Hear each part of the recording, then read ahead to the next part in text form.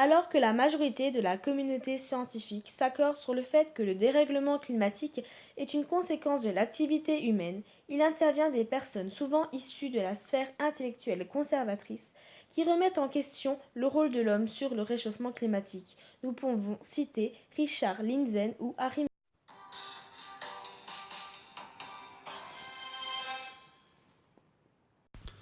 Le réchauffement climatique est dû au Soleil. Cette idée est très répandue au sein du monde climato-sceptique. Ils sont nombreux à affirmer que le réchauffement climatique est dû à l'intensité de cet astre. Or, il n'y a pas eu de grande variation de cette intensité au cours des 50 dernières années. De plus que les 10 dernières années ont été les plus chaudes alors que l'intensité lumineuse la plus faible. Un argument apprécié des climato-sceptiques serait que, depuis ces 15 dernières années, les températures moyennes du globe ont stagné. Le changement climatique serait donc une illusion. En revanche, depuis 1980, chaque décennie est plus chaude que la précédente. Un ralentissement sur 15 ans ne modifie donc pas cette tendance. Le réchauffement climatique n'est pas dû au CO2. Les climato-sceptiques pensent qu'il n'existe pas de corrélation entre les émissions de dioxyde de carbone et le réchauffement climatique. Ils affirment que l'augmentation de ces émissions suit le réchauffement climatique et ne le précède pas. Ils pensent donc que le réchauffement climatique est dû au soleil ou à la chaleur de la Terre. Il n'y a pas d'élévation du niveau des océans. Cette idée assez répandue évoque le fait que les glaciers de l'Antarctique augmentent et que le niveau d'eau de l'Arctique diminue.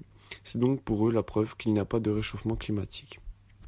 Pour réfuter l'existence du réchauffement climatique, certains affirment qu'il faisait plus chaud au Moyen Âge.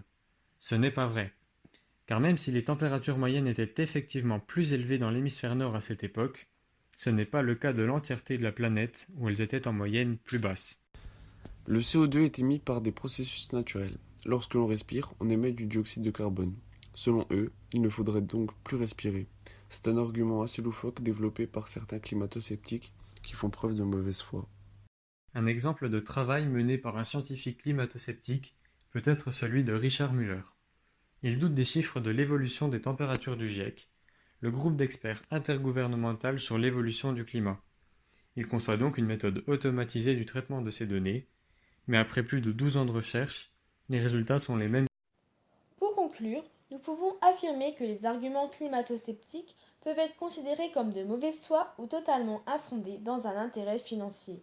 Les personnes climato-sceptiques sont généralement intéressées par l'aspect lucratif au-delà de l'aspect environnemental.